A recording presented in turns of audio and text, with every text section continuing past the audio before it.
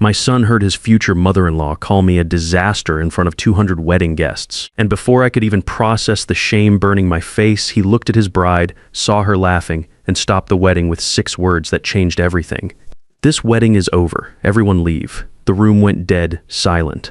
I thought the worst moment of my life had already happened. I was wrong, because what my son did the next morning would tear apart a family that had been smiling with secrets behind their teeth for months. My name is Carl Fisher, and I was 59 years old on the day my son's wedding fell apart. If you had seen me that morning, you never would have guessed I was walking into disaster. I had pressed my best shirt twice, polished my work boots until they looked respectable, and even trimmed my beard extra neat. My only son, Tyler, was getting married, and that was enough to make every ache in my joints feel worth it. I'd been up since 5 a.m. checking the gift envelope for the 3rd time and loading my toolbox into the truck. Yeah, my toolbox. Tyler had asked me to bring it because the hotel's cake table was wobbling, and he knew I could fix it in 5 minutes. That's what fathers do. We fix things. I spent 32 years in construction before my back made me retire at 57, and there wasn't much I couldn't handle with the right tools. The wedding was at the Grand Magnolia Hotel, one of those fancy places with marble floors so shiny you could see your reflection. Not my kind of place, but Tyler's fiancée Monica had her heart set on it. Her mother, Beverly Grant, had made sure of that. Beverly was the type of woman who treated money like armor and used her smile like a weapon. She'd made it clear from day one that my blue-collar background was an embarrassment to their family image.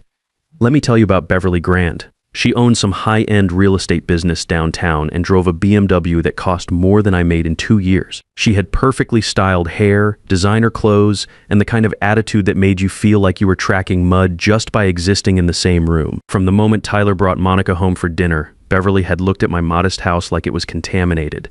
The first time she visited, she walked through my living room, the room where Ruth and I had raised Tyler, where we'd watched him take his first steps on the hardwood floor I'd installed myself, and said, "It's very authentic." The way she said it, you'd think authentic was another word for pathetic, but I kept my mouth shut. That was my mistake. See, I learned early that silence keeps the peace, especially when you're dealing with people who have more money than manners. Ruth, my wife who passed 4 years ago from cancer, always said I was too quick to swallow my pride for the sake of family harmony. She was right about that, like she was right about most things. The wedding planning had been months of small cuts. Beverly would suggest improvements to everything I offered to contribute. When I volunteered to build a wooden arch for the ceremony, something I could have made beautiful in my workshop out back, she hired a florist instead and told Tyler it would look more professional. When I offered to cater the rehearsal dinner at my house, she booked a restaurant that cost $150 a head and said it was more appropriate for the guest list. Every suggestion I made got politely dismissed. Every tradition I wanted to honor got replaced with something more expensive. And through it all, Monica would give me these apologetic looks while doing exactly what her mother wanted. The girl wasn't evil, just weak. And weakness, I've learned, can be just as dangerous as cruelty when it lets bad things happen. The morning of the wedding, I arrived early to fix that cake table. The ballroom looked like something out of a magazine, white roses everywhere. Crystal chandeliers hanging like frozen fireworks and enough candles to light up a small town. I found the wobbly table and had it steady in 10 minutes with a few washers and some adjustments to the legs. Simple fix, but it made me feel useful in a place where I clearly didn't belong. That's when I first heard Beverly talking to the wedding coordinator near the entrance. She didn't know I was there, hidden behind the cake display, finishing up my work with my head down like always. The groom's father, Beverly was saying, her voice carrying that fake sweetness she used when she wanted something. He's not quite our social circle. We're just hoping he doesn't do anything too embarrassing during the photos. My hands froze on my tools. The wedding coordinator made some polite noise, probably uncomfortable but not wanting to offend a paying customer. Beverly continued, "Monica keeps saying Tyler's devoted to him, but honestly, the man lives in the same little house he built 25 years ago. No ambition, no refinement. At least after today, we can start working on Tyler's perspective about family priorities." I stood there holding my wrench, feeling like I'd been punched in the gut. This woman was talking about me like I was a problem to be managed, not the father of the groom. The house Ruth and I built with our own hands, where we raised our son, where we made every payment and fixed every leak, she called it little, like it was something shameful. But the worst part was what she said next, lowering her voice like she was sharing a secret with a conspirator. "Glenn thinks I'm being too harsh, but you have to understand, Tyler inherited his father's sentimental streak. All those little traditions, all that blue-collar loyalty, it's charming until it gets in the way of real success. We need to help him see the bigger picture. I packed up my tools and left without saying a word, but something had changed in me. I started paying closer attention to everything. The way Beverly talked, the way Monica acted around her, the way conversations stopped when I entered a room. During the rehearsal dinner, the night before, I watched Beverly work the room like a politician running for office. She introduced Tyler to her business contacts, talked about expanding his horizons, and made sure everyone knew about his engineering degree and promising career. But every time someone asked about his family background, she'd give a tight smile and smoothly change the subject to something else. Monica seemed caught between loyalty to Tyler and fear of disappointing her mother. I saw it in the way she'd start to include me in conversations, then back down when Beverly shot her one of those looks. The girl wasn't born evil, just raised by someone who was. Sometimes that's worse because they don't even know they're doing wrong. Glenn, Beverly's husband, barely spoke above a whisper anymore. Poor guy had been married to that woman for 30 years and looked like he'd given up fighting long ago. He'd catch my eye sometimes across the table with this apologetic expression, like he wanted to say something but didn't have the courage. I understood that feeling better than I wanted to admit. The wedding ceremony started at 4 p.m. sharp. The ballroom filled with guests in expensive suits and designer dresses that probably cost more than my monthly Social Security check. I sat in the front row on the groom's side, wearing my best shirt and tie, hands folded in my lap like Ruth taught me to do in church. Tyler stood at the altar looking nervous but happy, adjusting his collar the same way he used to adjust his Little League cap before a big game. That gesture made my chest tight with memory. Ruth should have been there to see this. She would have cried happy tears and told everyone within earshot how proud she was of our boy. Monica walked down the aisle in a dress that sparkled like she'd been dipped in starlight. She really did look beautiful, I'll give her that. Glenn walked beside her looking like a man heading to his own execution, but he managed to smile for the cameras. The photographer kept snapping pictures of everything, the flowers, the rings, the guests, even me sitting there trying to look like I belonged. The officiant began the ceremony with some talk about love and commitment and building a life together. Traditional vows, classical music from a string quartet that probably charged more per hour than I used to make in a day. Everything looked perfect from the outside. But I'd learned enough about construction to know that sometimes the prettiest facades hide the worst problems. Then came the moment that changed everything. During the exchange of rings, Monica's little niece Nancy, the flower girl, maybe 6 years old, dropped her basket and started chasing the scattered rose petals across the marble floor. Kids do funny things at weddings. A few guests chuckled softly. The photographer crouched down to get shots of her gathering the flowers, probably thinking it would make a cute, candid photo. I bent down to help her gather the petals, just being helpful the way you do when you see a child struggling. Nancy looked up at me with these big brown eyes and whispered, "I'm sorry, mister. I didn't mean to mess up." "You didn't mess up anything, sweetheart," I told her quietly. Flowers are supposed to be scattered. That's what makes them beautiful. She smiled and kept picking up petals while I handed her a few more. It should have been nothing, just a grandfather-aged man helping a little girl at a wedding. Sweet moment, maybe worth a photograph. That's when Beverly stood up from her front row seat and snapped loud enough for everyone in that ballroom to hear, "Can you not make this about yourself for 1 minute?" The room went silent so fast it felt like someone had sucked all the air out of the space. I froze with rose petals in my hand, Nancy looking up at me with confused eyes. The officiant stopped mid-sentence. The string quartet's violins died in the middle of a note. Every head in that ballroom turned toward us like we were the main attraction instead of Tyler and Monica. Beverly pointed at me with a face twisted in disgust, her perfectly manicured finger shaking with rage. "You're not a father," she said, her voice carrying to the back row where Tyler's work colleagues were sitting. "You're a disaster." The gasp that went through the room felt like a physical thing, like a wave hitting the shore. My face burned so hot, I thought I might pass out right there on the marble floor.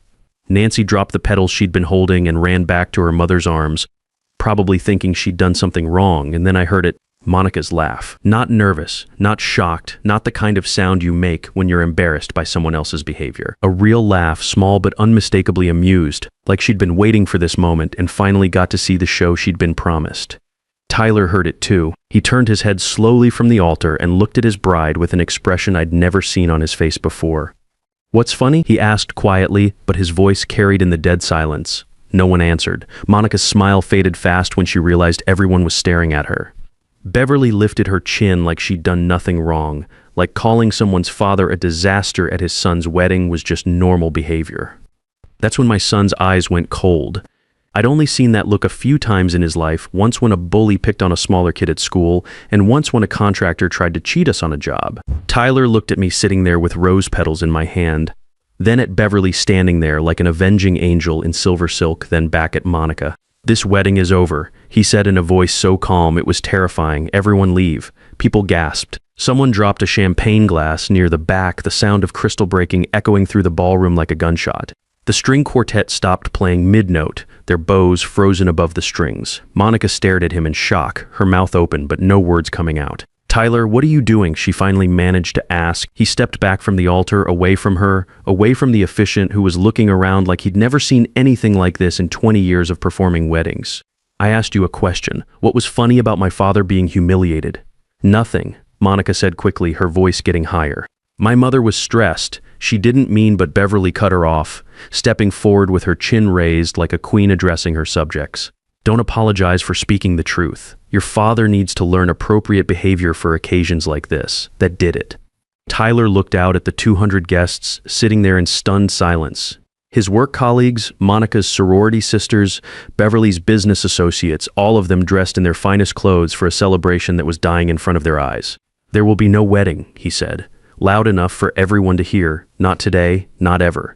The room exploded. Monica shouted his name. Beverly screamed something about ungrateful children. Glenn grabbed Beverly's arm, trying to pull her back down into her seat.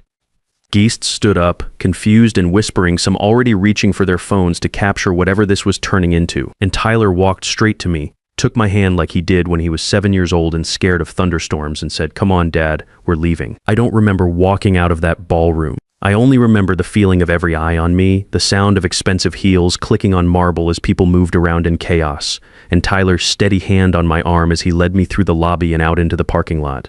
Outside, the evening air hit my face like cold water. Tyler kept walking until we reached his car, then stopped and leaned against the hood, breathing hard like he'd just run a marathon. "Tyler," I said, touching his shoulder. He turned to me and I saw something in his face I'd never seen before. Not just heartbreak, not just anger, something deeper. Certainty. The terrible kind that comes when you finally see the truth about people you thought you loved. "Dad," he said, "I need you to tell me the truth right now.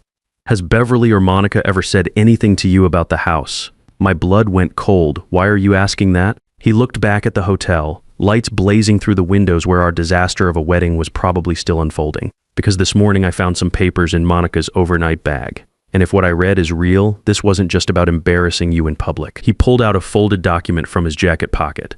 "They were planning to take the house, Dad, after the wedding." I stared at the paper in his hands like it was a snake. Before I could ask what he meant, a black car pulled up to the curb with its engine still running. Glenn got out, holding a manila envelope with hands that shook so badly the paper rattled. "You two need to see this," he said, glancing back at the hotel entrance like he expected Beverly to come charging out any second before she gets out here and stops me. Glenn looked like he hadn't slept in days. His tie was crooked, his usually neat hair was messed up, and his eyes had that hollow look you see in men who've been carrying secrets too heavy for their shoulders. "This is proof," he said, opening the envelope with trembling fingers. "Proof that Beverly went too far this time." Inside were property transfer documents with my name printed at the top, documents I'd never seen before, with letterhead from some legal office I'd never heard of. The paperwork claimed I'd agreed to transfer partial ownership of my house to a family trust that would be controlled by Beverly Grant and Monica Price. "I never signed anything like this," I said. Glenn nodded quickly. "I know. Look at the signature." There it was at the bottom, my name written in handwriting that looked close enough to mine to fool a stranger, but not close enough to fool me. The C in Carl was too round, the F in Fisher slanted the wrong way. Someone had practiced my signature, but they hadn't practiced it well enough. Tyler read through the papers faster than I could, his jaw getting tighter with each page. "This says Dad agreed to estate planning for family security after I got married, but the trustees listed here are Beverly Grant and Monica Price." He looked up sharply at Glenn. "What's the real story?" Glenn sat down heavily on the hotel's stone steps like his legs wouldn't hold him anymore. "Beverly's business is failing, has been for over a year. She's drowning in debt, but she keeps spending money to look successful. When Monica got engaged to you, Beverly saw a way out of the hole she'd dug." My heart started pounding so hard I could hear it in my ears. "A way out how? Your house sits on prime property. Beverly had it appraised last month without telling anyone. It's worth at least $420,000, maybe more. She figured if she could get legal control through family trust arrangements, she could use it as collateral for her business loans." The number hit me like a physical blow. Ruth and I had bought that house for $85,000 in 1989. We'd put every spare dollar into improvements, every weekend into repairs, every dream into making it perfect for our family. And this woman saw it as nothing but a number on a loan application. Tyler's hands were shaking now, and Monica knew. Glenn closed his eyes for a moment before answering. Monica knew enough to help. Beverly convinced her it was just smart estate planning, protecting your inheritance from taxes and legal complications. But Monica helped gather information Beverly needed. What kind of information, I asked, though part of me already knew I didn't want to hear the answer. Glenn reached into his jacket and pulled out more papers. Beverly had Monica copy your house key last month when she borrowed your jacket at that family barbecue. Beverly used it to get into your house 3 days ago while you were at your doctor's appointment. The world tilted sideways. I grabbed Tyler's arm to steady myself. She broke into my house? I whispered. Glenn nodded miserably. She was looking for documents to help forge the transfer papers. Your will, insurance policies, anything that would make the fake trust look legitimate. I felt sick. That house wasn't just property to me.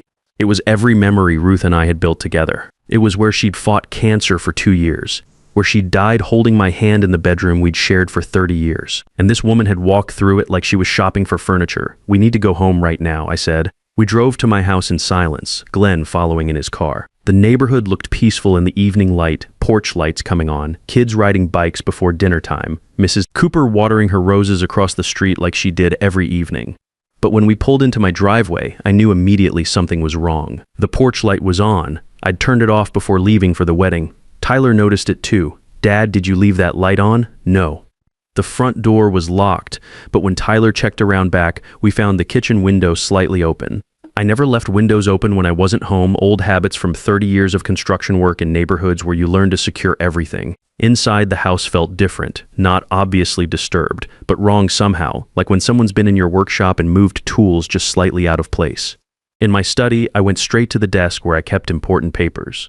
The bottom drawer hung open about an inch. I pulled it out completely. Empty. It's not here, I said, my voice sounding strange in my own ears. Tyler checked the other drawers while Glenn stood in the doorway looking guilty as hell. What's missing, Dad? The folder with Ruth's insurance papers, the house deed, my will, everything Beverly would need to make her fake documents look real. That's when Tyler spotted something else. A folded note lying under the desk lamp, placed where I'd be sure to find it. Tyler picked it up and read it, his face going white as paper. What does it say? I asked, though part of me didn't want to know. He handed me the note. The handwriting was Monica's. I'd seen it on thank you cards and wedding planning notes for months. If you had just known your place, none of this would have gotten messy. I sat down hard in my desk chair. Not an apology, not an explanation. A threat. A promise that worse things would happen if I didn't stay quiet and let them steal from me. Tyler pulled out his phone. I'm calling the police. But before he could dial, someone started pounding on the front door so hard the whole house shook. Through the window, we could see Beverly's silver dress reflecting the porch light. Tyler looked at me, then at Glenn. Stay behind me, he told us both. He opened the door just wide enough to see out. Beverly stood on my porch still in her wedding attire, but now she looked like a beautiful woman who'd been caught in a rainstorm of her own making. Her makeup was smeared, her perfect hair was coming undone, and her eyes had a wild look that made me think of cornered animals. Monica stood beside her, still in that wedding dress that now looked more like a costume from a play that had gone horribly wrong. How dare you ruin everything? Beverly snapped at Tyler. Do you have any idea what you've cost us? Cost you? Tyler repeated. You broke into my father's house. Beverly pushed past him into my hallway without being invited. We were protecting family assets, something your generation doesn't understand. Glenn found his voice for the first time all evening. Beverly, stop, it's over. She spun on him like a snake. Go back to the car, Glenn. You've done enough damage. But Glenn stepped into my hallway and said something I never thought I'd hear from him. No, that simple word seemed to shock everyone, including Glenn himself. No, he repeated, stronger this time. I'm done being afraid of you, Beverly. I'm done pretending what you do is normal. He reached into his jacket and pulled out another envelope. These are copies of Beverly's real financial records. Her business has been failing for 2 years. She owes $340,000 to various creditors. Her business license is under review for fraudulent practices. She was planning to use Carl's property as loan collateral to save herself from bankruptcy. Monica looked at her mother like she was seeing a stranger. Mom, you told me this was just estate planning. Beverly grabbed Monica's arm hard enough to leave marks. Don't listen to him. He's always been weak, always been jealous of success. But Monica pulled away. You lied to me. You made me help you steal from Tyler's father. That's when we heard the sirens. Mrs. Cooper from across the street had called the police when she saw the commotion. Two patrol cars pulled up to the curb, their red and blue lights painting my quiet neighborhood in colors that didn't belong there. Beverly tried to push past everyone to leave, but one of the officers called out, "Ma'am, stay where you are." The next hour was a blur of statements and evidence. The officers documented everything: the forged property transfer papers, the stolen documents from my desk, Monica's threatening note, the copied key that Glenn had found in Beverly's purse. When they searched Beverly's car, they found my original papers and something else that nearly broke my heart: Ruth's jewelry box from our bedroom dresser. I hadn't even realized it was missing. Ruth had kept her wedding ring in that box after the cancer made her fingers too thin to wear it. Beverly had just taken it like it was nothing more than something shiny to grab. The officers arrested Beverly for breaking and entering, document fraud, and theft. Monica wasn't arrested that night, but they made it clear she'd be facing charges for her part in the scheme. As the police cars drove away with Beverly in the back seat, Glenn stood in my yard looking like he'd aged 10 years in one evening. "I should have stopped her years ago," he said. "I looked at this broken man who'd spent 30 years being afraid of his own wife. We both made mistakes," I told him. "But we don't have to keep making them." He nodded and got in his car. The last thing he said was, "I'm filing for divorce tomorrow." Tyler and I went back inside our house, the house Ruth and I built. The house I'd raised him in, the house no one could take away from us now. We changed all the locks that night, working together in my workshop, the way we used to when he was a boy learning to use tools. 6 months later, Beverly was convicted on multiple fraud charges and lost her business license. Monica cooperated with prosecutors and received probation, but she moved back to her hometown and Tyler never spoke to her again. As for me, I learned the most important lesson of my life. Silence isn't golden when it lets people walk all over the things that matter most. Sometimes protecting your family means making noise, even when it's uncomfortable. I still live in the same house Ruth and I built together. And every Sunday, Tyler comes over for dinner, just like he always did. We don't talk about that wedding much, but we both remember the night we learned that family isn't about keeping quiet, it's about standing up for each other when it counts. I learned that day that sometimes the people who smile the prettiest are the ones planning to hurt you the most, and the only way to stop them is to refuse to be quiet when they expect you to disappear. Respect isn't something you earn by staying small and keeping peace. It's something you demand by standing up for what's yours and never apologizing for the life you've built with your own hands.